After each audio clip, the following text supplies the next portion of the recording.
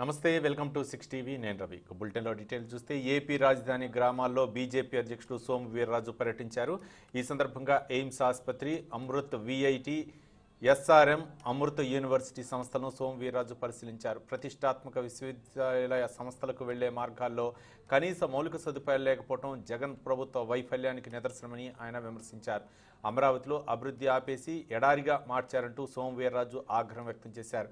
జగన్ తప్పులను కప్పిపుచ్చుకునేందుకే 3 రాజధానుల పేరుతో ప్రాంతీయ విద్వేషాలు సృష్టిస్తున్నారని సోము వీర్రాజు ఆరోపించారు.